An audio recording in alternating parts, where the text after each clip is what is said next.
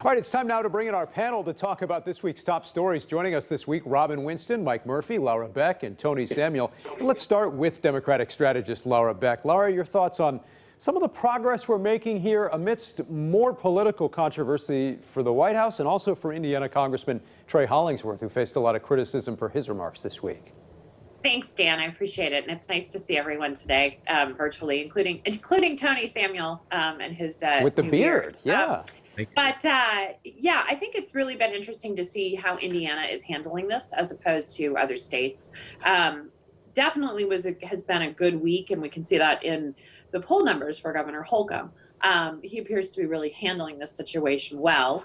And I say that in a bipartisan way as a Democrat. But I also think that we're seeing some real political fallout, especially across with Trey Hollingsworth. He really stepped in it last week. I just don't think there's a better way to put it. Showed his true colors. And frankly, if I were looking at running for Congress down there, I would be making some hay out of his comments. We have seen, though, some of these, protests outside the governor's residence this week. People who want to see the economy opened up. The president tweeting this week, "Liberate Michigan, liberate Minnesota." I want to turn to 2016 Vice Chair for the Indiana Trump campaign, Tony Samuel. Tony, your thoughts on all this? Thanks, Dan. Well, a couple of things. The president has led on this discussion that we've got to get the economy open again, that we've got to get people working.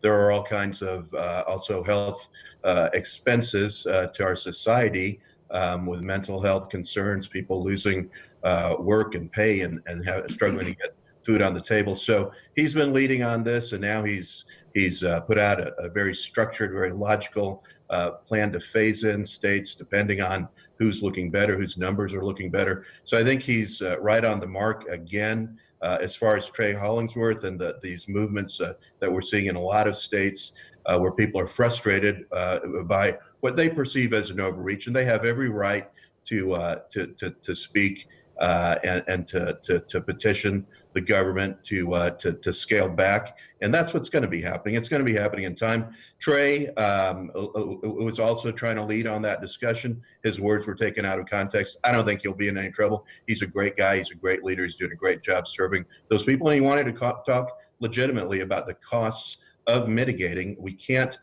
do this forever. We can't keep our economy closed. Both the president and Trey and most Republicans, I think all Republicans and even all Democrats are realizing that we have to get the economy working. Now we've got a plan, and it's going to be health-driven, data-driven, and it's the right thing to do to face this.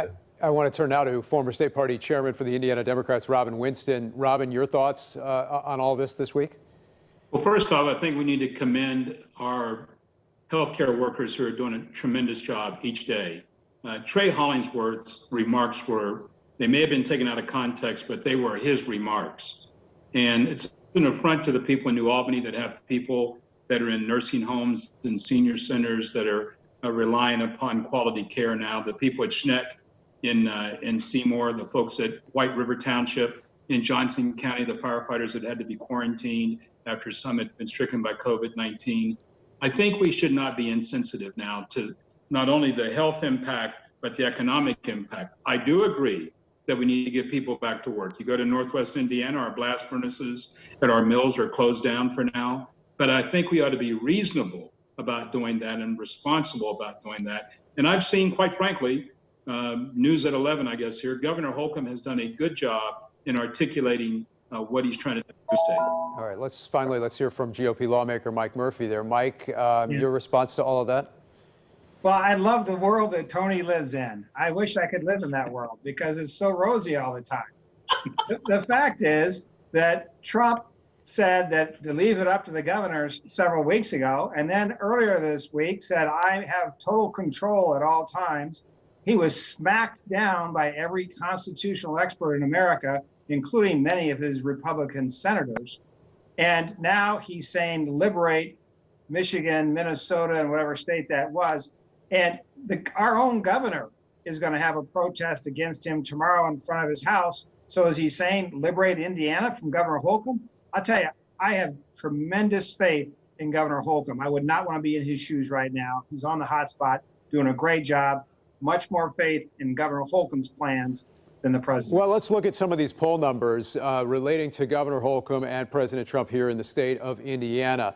These numbers just out from Change Research, 63% approving of Governor Holcomb's response to this coronavirus crisis, just 23% disapprove. And here's how Hoosiers viewed the president's response: 49% approved, 49% disapproved. Tony, I'll let you take this on first.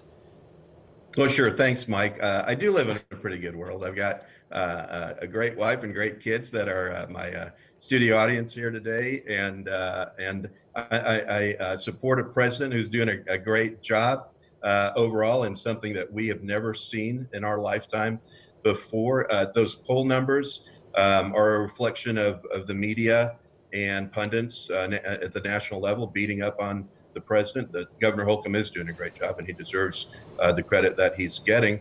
But the president as well, and nobody could have put together the public-private partnerships that he has. And look at his making note of what's happening in Kokomo, Indiana, at the GM plant that is delivering on ventilators. And the That was president, his- yeah, he mentioned that specifically this week in one of his White House addresses there as well. Meantime, He delivered on everything that governors have wanted, especially when you look at Governor Cuomo in New York. And these governors have given him praise throughout. Yeah, there are always things that you can find to criticize in any, especially in any crisis. But overall, he's delivering for the American people. Laura? Oh, I mean, I completely disagree. I can't disagree more, frankly.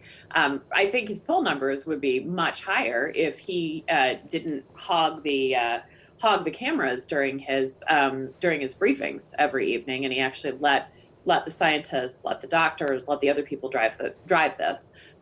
He has really exhibited reckless behavior, particularly with these Liberate tweets that he just put out. Because he is inflaming and inciting people. And what he's doing when he inflames and he incites is he ultimately puts public safety workers and he puts other people at risk.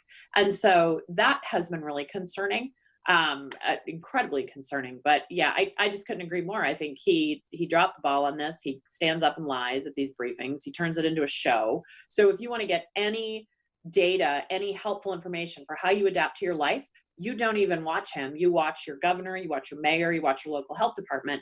And that's really where we're seeing where we're really seeing the heroes in this. Okay. It's in those local health departments, those local hospitals, those local services, and those state services